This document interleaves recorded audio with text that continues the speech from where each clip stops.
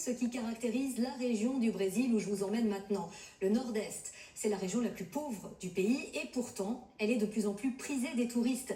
Ils y trouvent ces longues plages pour des balades en buggy, du vent propice au kitesurf, une destination qui plaît aux Français nombreux à s'y installer, comme dans le village de Pontal do Maceió. Visite avec Nicolas Ocunio et Elodie Radnak.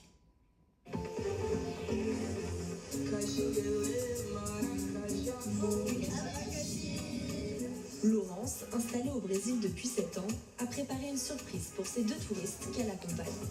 C'est parti pour quand même une bonne partie de la journée, on va rentrer dans l'après-midi. C'est parti pour une expérience hors du commun.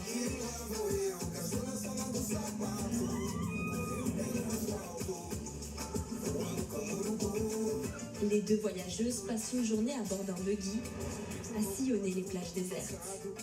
Incroyable, ouais, ça décoiffe. Puis avec notre chauffeur, on a sauté, on se croirait dans un parc d'attractions. C'était vraiment génial. Mais l'aventure ne s'arrête pas là. Le chauffeur les emmène maintenant vers de majestueuses falaises ocre, un spectacle saisissant. C'est vrai que pour la région, c'est quand même un coin qui est vraiment particulier. Et puis le truc, c'est qu'avec les marées, le paysage change tout le temps. Morgane et Flora n'en reviennent toujours pas. Le décor semble presque irréel. Des fois, on a l'impression d'être sur Mars ou d'être sur une autre planète, en fait. On n'a pas l'impression d'être au Brésil où c'est très sauvage, il n'y a pas grand monde.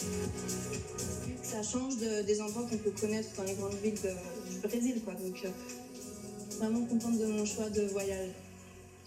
Les jeunes femmes ont payé 75 € chacune pour cette journée en pleine nature, organisée par Laurence, propriétaire d'une chambre d'hôte. Moi, l'idée, c'est vraiment de faire la passerelle entre les touristes et les locaux, des échanges, parce qu'ils apprennent beaucoup des Français et de la même manière, ils montrent aux Français, ils leur partagent un petit peu de leur culture aussi, et ça, c'est la meilleure partie du job. Voilà, pointage, tout va bien ? Cette ancienne responsable commerciale, originaire du sud de la France, a changé radicalement de vie pour le Brésil. Sur un coup de tête, elle a acheté des terrains sur Internet. Au départ, l'adaptation n'était pas évidente. Je me suis demandé, mais qu'est-ce que tu fous là ? Parce que tu arrives dans un pays où tu connais personne, où tu parles pas la langue, où la culture, les coutumes sont quand même différentes. J'ai vraiment pris le rythme et de dire, c'est pas grave, ça va aller, vai dar certo, comme disent les Brésiliens. Et puis franchement, comment pas se sentir chez soi ici ?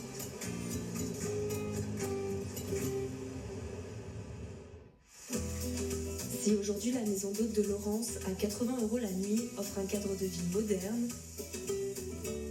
Salut Morgane, ça va et toi, t'as bien dormi ? Ouais. À l'origine, il a fallu s'adapter. Il y avait 1,50 m d'herbe folle, de petits arbustes, mais c'est tout, il n'y avait rien. Le terrain et sa maison de 5 chambres lui ont coûté 200 000 € après 9 mois de travaux. Elle n'est pas la seule à avoir senti le potentiel touristique de la région. En 10 ans, plus de 200 maisons ont été construites dans tout le village. Avant, dans ce lotissement, il n'y avait aucune maison, absolument rien. C'était une rue où l'on ne voyait que la mer. Ce boom de l'immobilier a fait grimper les prix. Il y a 10 ans, un terrain d'environ 400 mètres carrés valait en moyenne 8 000 €, alors qu'aujourd'hui, il coûte environ 25 000 €. Avec cette valorisation, le secteur du bâtiment embauche plus. Ce jeune charpentier de 26 ans gagne 30% de plus que le salaire moyen brésilien. On gagne un peu mieux que d'autres professions, comme serveur. Je pense qu'à l'avenir, on va surtout s'occuper de l'entretien parce qu'il va y avoir une pénurie de terrain, n'est-ce pas ? Mais ces nouvelles maisons laissent moins d'espace aux pêcheurs traditionnels pour poser leurs embarcations.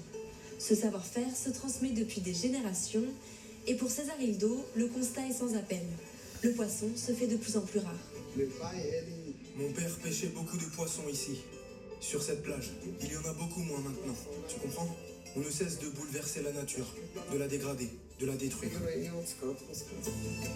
Avec son association, il a réussi à sanctuariser cette parcelle de plage de 300 mètres à peine.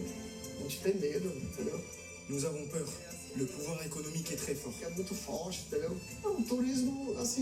Le tourisme, c'est bien, Mais je pense que ça doit rester respectueux de l'environnement, parce que sans cela, sans toutes ces beautés naturelles-là, comment ça sera? D'ici la fin de l'année, 260 appartements devraient être construits sur cette plage. Derrière la carte postale se cache un défi de taille, allié développement touristique et respect de l'environnement.